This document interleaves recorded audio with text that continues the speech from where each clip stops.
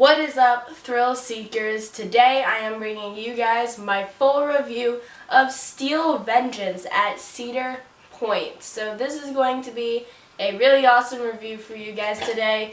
I'm going to get to my final thoughts at the end, but let me just say, this is my favorite coaster ever. This ride is insane, but anyways, let's jump into the stats.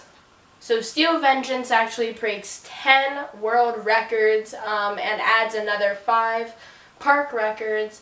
Among those are tallest hybrid coaster, longest drop, steepest, most inverted, longest, and speed, I think fastest. So anyways, the height for this roller coaster is 205 feet. It is 205 feet tall, which by default makes it the first ever hyper hybrid roller coaster. The drop is 200 feet tall, with a max speed of 74 miles per hour, and it goes across 5,740 feet of track. Across that 5,740 feet of track, the coaster goes through 4 inversions, the most inversions on a hybrid coaster. And finally, it has the most airtime on a hybrid coaster, and in fact, the most airtime on any roller coaster ever. This ride has such insane airtime, I think 27 seconds, and the total ride duration is about 2 minutes and 30 seconds. So that 30 seconds is like out of your seat airtime, which is absolutely insane. And you can really feel that on this coaster.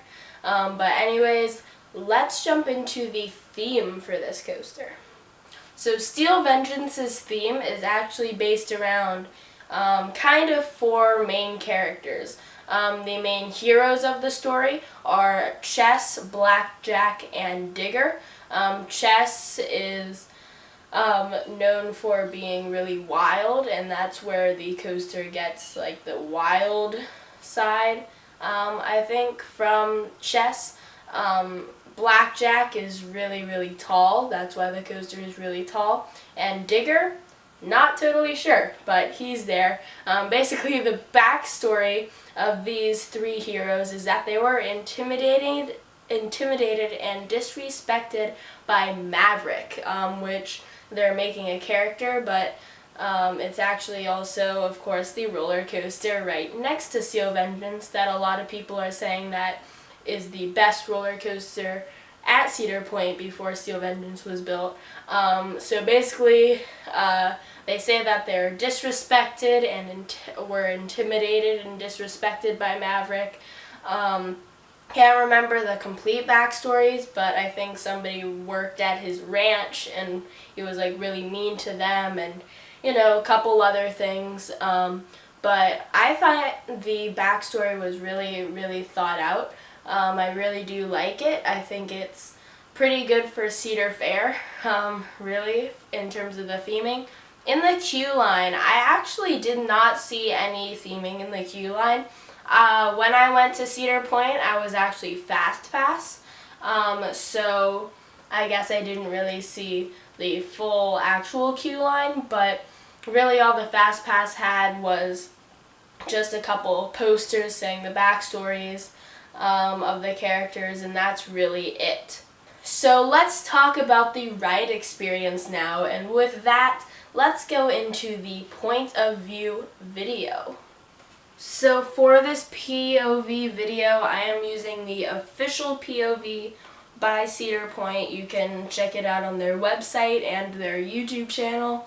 But yeah, basically this ride starts off, as you saw there, with 2 bunny hops before getting into the chain lift. So really, the ride starts off already having some airtime, which is super awesome, super great. While you're ascending the lift hill, you get a great view of Lake Erie on your left-hand side and a great view of the rest of the park on your right. It's super beautiful. But anyways, as you get to the top of the lift hill, you plummet straight down at 90 degrees in this insane drop. And honestly, this drop is incredible. It's not the best part of the ride, and it's really not talked about that much, like a lot of people are saying. Not talked about that much because it's really overshadowed by lots of the other elements on the ride. But it is a super good drop. I wouldn't say it's better than Twisted Timbers or Iron Rattler's drop, but of course it's 90 degrees straight down, insane airtime right off the bat. And once you get to the bottom, you go right into this little bunny hill, and it wasn't really too noticeable. Guess you could kind of feel it, but I was still recovering from the drop when this happened. So I was kind of not really paying attention that much. So lots of my rides I actually kind of missed it. Not too important, so let's keep going. From there, you go up into this giant twisted like top hat, what people are calling the top hat. And this element is incredible. I mean, seriously, one of the best moments in the ride. You get a little bit of twisted airtime. Well, some people are saying that is floater airtime. I think this is all ejector airtime. I didn't really feel floater at all anywhere on this ride, which is really, really awesome. Of course, RMC is known for their crazy ejector airtime, and this is definitely no exception. But anyways, get to the bottom and you go up into this outward banked airtime filled turn hill thing. It's wow. It's honestly the best part of the ride. You're banked outward, which is always fun, and plus it's airtime, plus you're turning, plus like everything. It's basically like a wave turn, plus a normal turn, plus an airtime hill, plus a top hat, plus RMC, plus Cedar Point. So it's just crazy. Really, it's just crazy. 100% best part of the ride. You really get lifted out of your seat. Yeah, super insane. So from there you go down that hill into a little double up into the first inversion, which is just a simple 0G roll up onto this little platform where you will go under the lift hill into this little overbanked turn type thing, which isn't too noticeable. And then this awesome inversion here, which I think it's called a mini stall or something.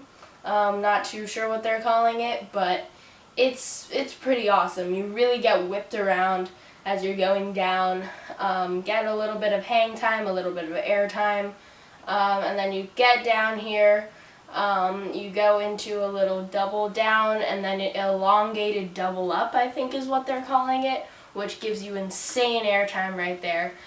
From there, you go through the mid-course brake run, which may or may not slow you down. When I was there, it was slowing us down just a little bit, not too much, but you could definitely tell. Anyways, you go into a turn and down this hill, which I didn't really feel any airtime out of. Lots of people said that that was the best airtime moment of the ride. I did not feel any airtime on that. I don't know if that's just because the trims were on the 2 days that I was there or what, but yeah, it was definitely not a great moment. And from there you go into this double up and then down into this weird outward banked to inward banked turn, which is pretty cool. From there, you go into this big overbanked turn and into the third inversion, which is a simple 0G roll, or just roll, I don't know, barrel roll, I think is what it's called. From there, go into 2 airtime hills, which give you some pretty decent airtime. This right here is one of the best part of the rides for me. It's the mini wave turn. I haven't actually experienced a full wave turn, but this, I think, was one of the best airtime moments on the ride. The rest of the ride, you were pretty much just pinned against the restraint, but you know that feeling where like your stomach kind of feels like it's going like up, like your whole, like your heart feels like it's going up. You know what feeling I mean. And I didn't really get that with many of these airtime moments. I guess it's kind of more of a floater-ish airtime thing. I guess because these airtime hills are super, super, super fast ejector, don't really get it much. But this wave turn definitely got that feeling, which I love. From there, you go into another barrel roll, which is pretty okay. Go into another little overbanked turn and into the finale of the ride, which are 6 back-to-back airtime hills. The whole way, every single time, I think I rode this like 10 times. Once again, I had Fast Pass, so pretty much just got back in line a couple times. But every single time I rode it, I just kept screaming like 1, 2, you know, just 1, you know, 2, 3, 4, 5, 6 into the brake run, and those were really, really awesome. And that concludes the POV. Like I said, the best parts of the ride were number 1, that outward banked turn was insane. The top hat also was insane, but really what caught me off guard, especially the first time I rode it, was the wave turn, the mini wave turn in the structure. I thought was super awesome. Also in the structure, you get a decent amount of head chopper moments, which I really, really liked. I love head chopper moments. Really, I like put my hands down for a couple, and yeah, it's super, super cool. For my overall thoughts on this coaster, I think this coaster is 100% insane. I think it's 100% the best coaster I've ever ridden. I don't think, this is going to be kind of controversial, I think I got insane airtime, and I definitely think it was relentless all the way through. But like I said, I didn't really get like the that like going up feeling, I guess floating feeling that I get with other RMCs. Like Iron Rattler had a ton of it. The 3 big airtime hills on Twisted Timbers were amazing and gave me that feeling. But really, Steel Vengeance, on the drop I got it, and on the wave turn I got it, but other than that, I didn't really get that floating feeling, which I don't really like. Excuse me, that's why it's probably definitely my number 1, but it's super close to Twisted Timbers, which is actually my number 2, and which is super close to Iron Rattler, which is my number 3. Really, like, all 3 just switch around so much.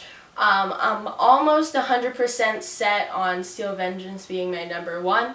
Like I said, I rode it 10 times, so I know I've ridden it enough that I think I have a good sense of if I like it or not. Twisted Timbers, my number 2, great, but I'm not going to talk about that in this video. You can see my review of that. And Iron Rattler I'm going to have a full review of coming out soon. But back to Steel Vengeance, super awesome ride. Wish I got that little floating feeling on some of the airtime hills, but I guess just because it's such intense ejector, don't really have time to have that. Definitely got bruises on my legs from the airtime, which I actually really liked because it just shows you how intense this ride really is. And of course, I'm going to give this thing a 10. 10 for a hybrid, 10 overall. I mean, this coaster is insanity.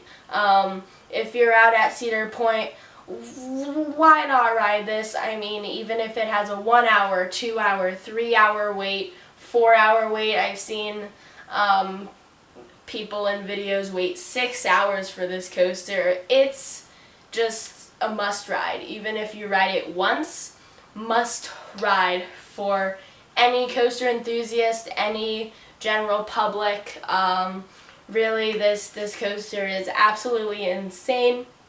Definitely serves its purpose on dethroning Maverick, which the storyline is based on. But yeah, that's really all I can say about this coaster. Just, it's insane, it's amazing, 100% 10 out of 10. I could give it like a 100 if I could, but of course it's at a 10, so I can't.